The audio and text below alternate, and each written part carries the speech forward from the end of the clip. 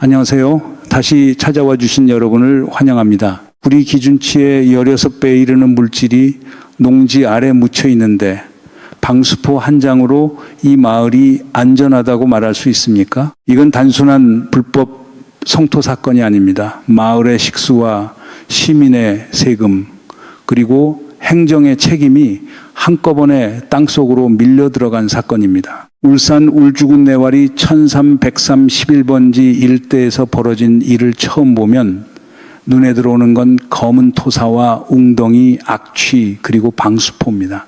하지만 진짜 핵심은 눈에 보이는 폐기물보다 보이지 않는 책임의 흐름에 있습니다. 이 물질은 어디에서 출발했는지, 누가 처리비를 받고 이동시켰는지, 왜 복구비만 100억 원이 넘는 규모로 남았는지 이 세 가지를 따라가야 사건의 전체 그림이 드러납니다. 현장 보고에 따르면 내와리 일대에는 세 구역에 걸쳐 문제가 된 성토가 이루어졌습니다. 시료를 채취해 분석한 결과 구리와 아연, 납을 비롯한 여러 항목이 기준을 넘었습니다. 특히 구리는 기준치의 최대 16배 수준이 확인됐고 다른 조사에서도 아연과 니켈, 카드뮴, 납, 비소 등이 기준을 초과한 것으로 전해졌습니다. 좋은 흙을 넣어 농지를 개선했다는 설명과는 너무 멀리 떨어진 결과입니다. 좋은 흙을 넣었다더니 농작물보다 고발장이 먼저 자란 셈입니다. 주민들이 처음부터 두려워한 건 토양 그 자체만이 아니었습니다. 이 지역은 일반 상수도관이 연결되지 않은 곳이 많고 마을 단위 급수시설과 개별 관정에 의존하는 주민들이 있습니다. 약 90가구가 생활하고 있고 인근에는 노인과 장애인, 종사자들이 장시간 머무는 거주시설도 있습니다. 학생들이 체험학습을 오는 시설도 멀지 않은 곳에 있습니다. 이들에게 지하수는 선택지가 아니라 생활 그 자체입니다. 수도꼭지를 틀었을 때 물이 나오는지가 아니라 그 물을 믿고 마실 수 있는지가 마을의 존립과 연결되어 있는 겁니다. 울주군은 공사중지와 사전처분 통지, 고발, 원상복구 명령을 진행했고 우기를 앞두고 침출수 차단과 방수포 설치 같은 긴급 조치를 시행했습니다.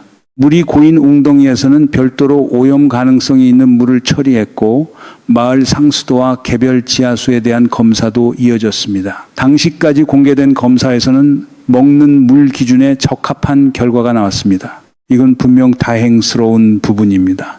그러나 현재 기준에 적합하다는 결과가 앞으로의 안전까지 보증하는 건 아닙니다. 비가 내리고 지하수 흐름이 바뀌고 땅속에 있는 물질이 오랜 시간 이동한다면 상황은 달라질 수 있습니다. 주민들이 검사 결과를 정기적으로 공개해달라고 요구한 이유도 바로 여기에 있습니다. 시간을 조금 돌려보겠습니다. 현장 증언에 따르면 문제 성토는 2월 무렵부터 시작돼 봄까지 이어졌습니다. 주민들은 초기 이상 징후를 신고했고 일부 관계자는 초기 검사에서 문제가 없다는 취지의 설명이 나온 뒤 작업이 더 거침없이 진행됐다고 주장했습니다. 이 부분은 수사와 행정조사를 통해 정확히 확인돼야 합니다. 누가 어떤 시료를 어디에서 채취했고 시험 성적서의 대상 물질과 실제 현장 반입물이 같은 것이었는지 초기 대응이 적절했는지를 문서로 확인해야 합니다. 주민이나 환경단체의 주장만으로 직무유기나 조작을 단정할 수는 없습니다. 다만 같은 장소를 둘러싼 초기 설명과 이후 분석 결과가 크게 다르다면 그 차이를 해명하는 건 행정기관의 의무입니다. 5월 중순 공사 중지 조치가 내려졌고 이후 토지주와 행위자에 대한 고발과 원상복구 명령이 이어졌습니다. 6월에는 방수포 설치와 지하수 검사, 침수 부분의 별도 처리까지 진행됐습니다. 7월에는 다른 구역까지 방수포가 설치됐습니다.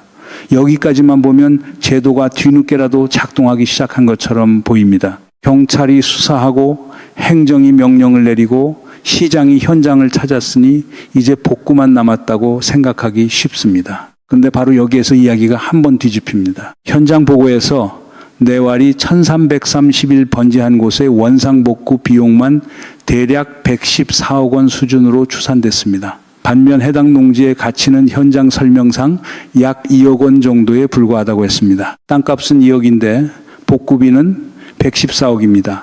이쯤 되면 계산기가 먼저 화를 낼 일입니다. 토지주와 직접 행위자에게 원상복구 명령을 내리는 건 법적으로 가능하지만 그들이 실제로 100억 원이 넘는 비용을 부담할 능력이 없다면 명령서는 종이 위에 남고 오염은 땅속에 남습니다. 범인을 조사하는 시계와 지하수가 흐르는 시계는 속도가 다릅니다. 더구나 주변의 다른 부지에서도 대규모 오염 토사가 확인됐다는 보도가 이어졌습니다. 한 곳에 방수포가 설치되는 동안 또 다른 장소에서 수천 톤 규모의 문제가 드러난 겁니다.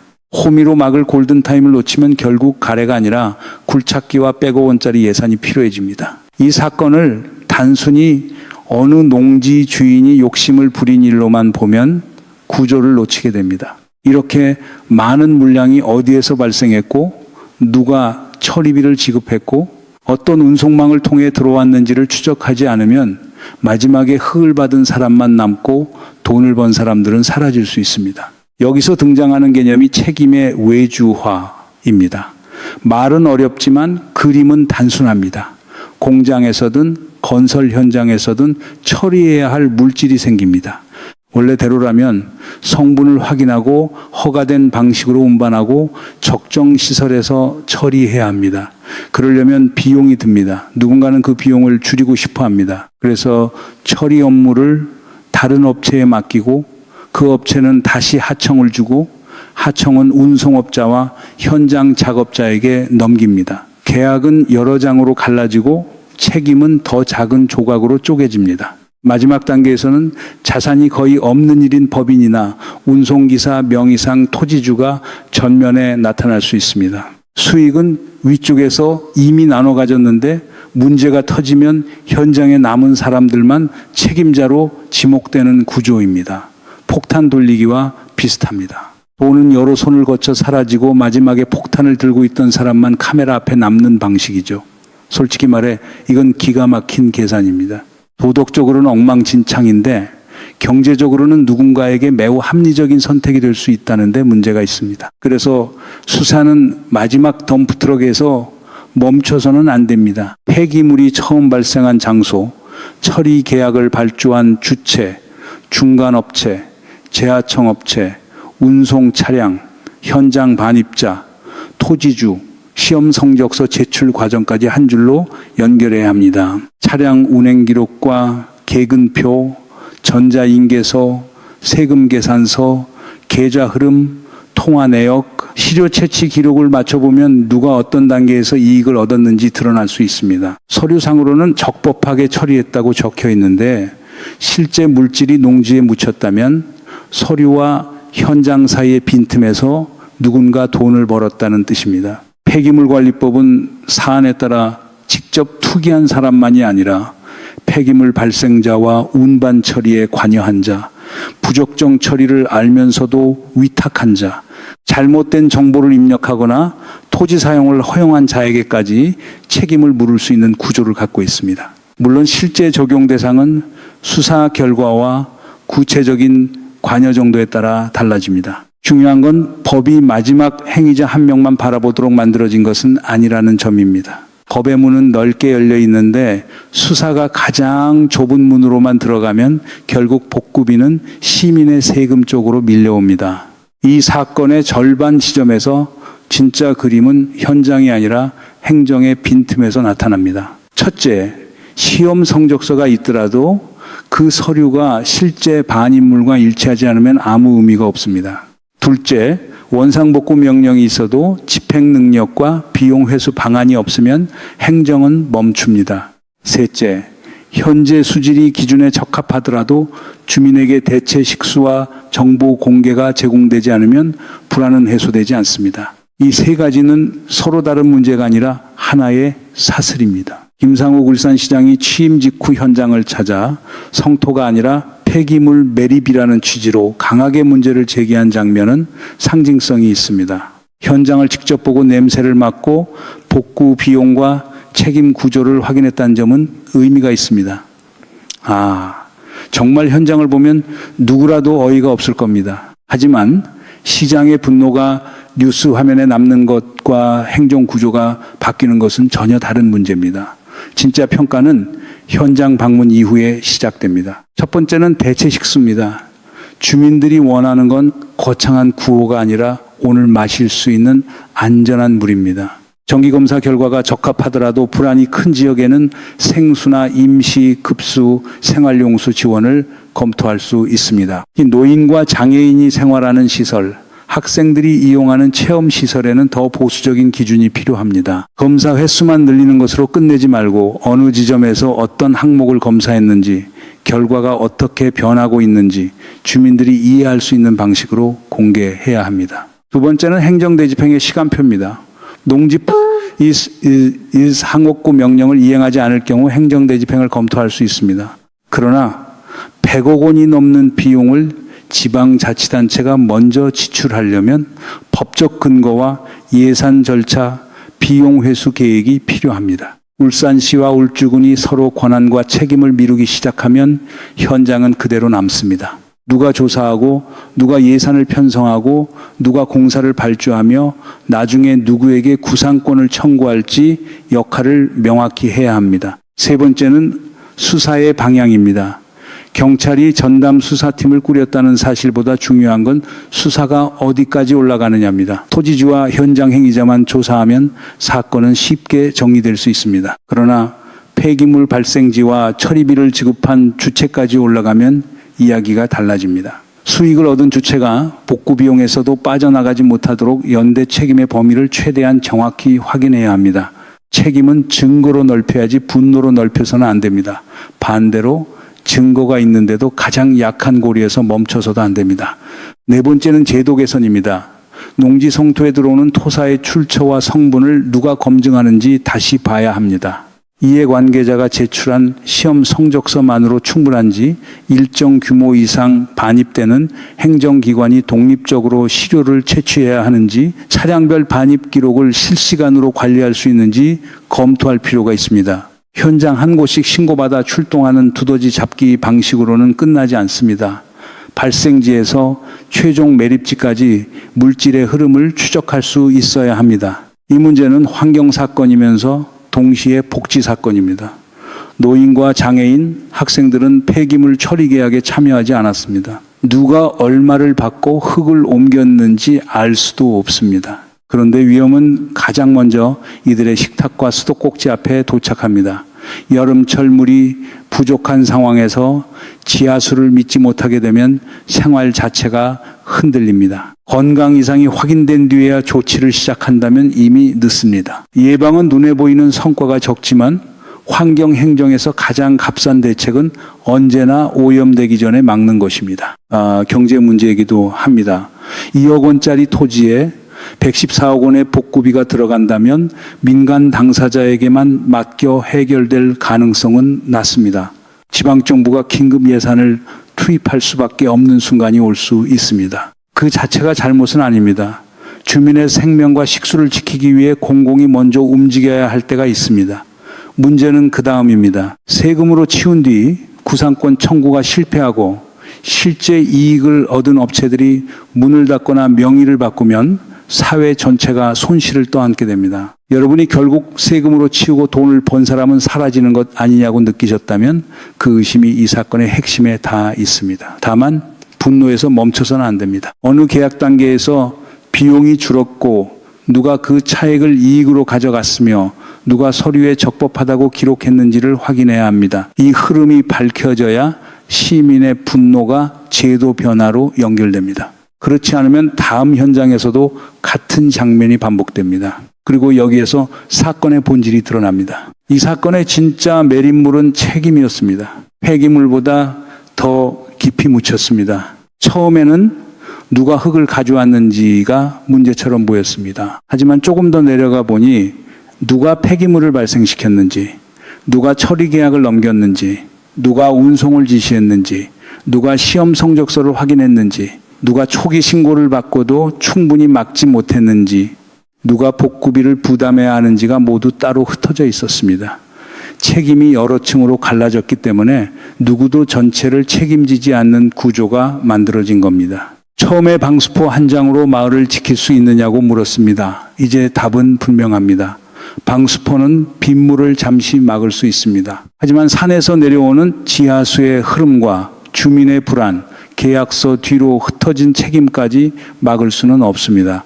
방수포는 응급조치이지 해결책이 아닙니다. 해결은 오염된 물질을 걷어내고 안전한 곳으로 옮기고 토양과 수질을 장기간 확인하고 그 비용을 실제 책임자에게 돌려놓는 데서 완성됩니다. 김상옥 시장의 현장 방문도 같은 기준으로 봐야 합니다. 분노의 강도가 아니라 후속 조치의 구체성이 중요합니다. 대체 식수 공급 일정이 나오는지, 검사 결과가 투명하게 공개되는지, 행정 대집행 시점이 정해지는지, 울산시와 울주군의 역할이 문서로 분명해지는지, 수사가 발생 업체와 원청까지 올라가는지를 봐야 합니다.